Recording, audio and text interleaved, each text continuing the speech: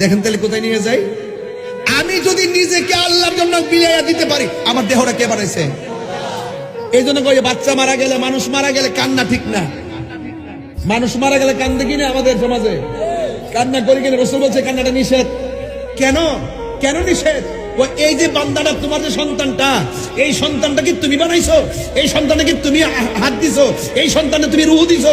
সব তো আমি আল্লাহ দিছি। সুতরাং আমি তাকে তোমার কাছে আমানত দিছি, আমার আমানত আমি নিয়ে গেছি, তুমি কান্দো কেন? আরেকটা বাস্তব ওয়াজ কিন্তু আধ্যাত্মিক। আমি কারোর কাছে টাকা দিলাম, এটা এক্সাম্পল। বাবা জান, আপনার নাম কি? রমেশ সাহেব, 10,000 টাকা রাখেন, আমার মোবাইলটা রাখেন, রাখেন, আমানত রাখেন, আমানত। না না, আমানত আমার, আমি বুঝাইতেছি আমানত কি জিনিস। এমনি দালাল দালাল আমানত। আমানত শোনো, মাত্র 10 সেকেন্ডের জন্য।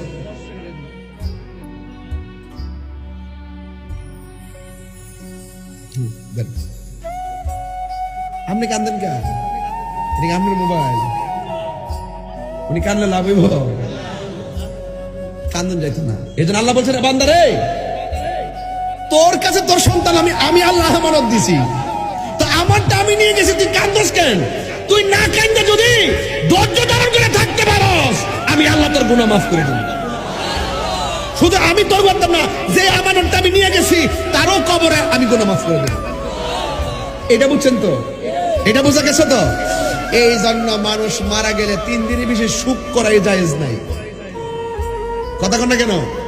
3 দিনের বেশি সুখ পালন করা জায়েজ নাই। এই জন্য আমানত আল্লাহ দিছে, আল্লাহ নিয়ে গেছে। আমরা আল্লাহ তোমার সম্পদ তুমি নিয়ে গেছো,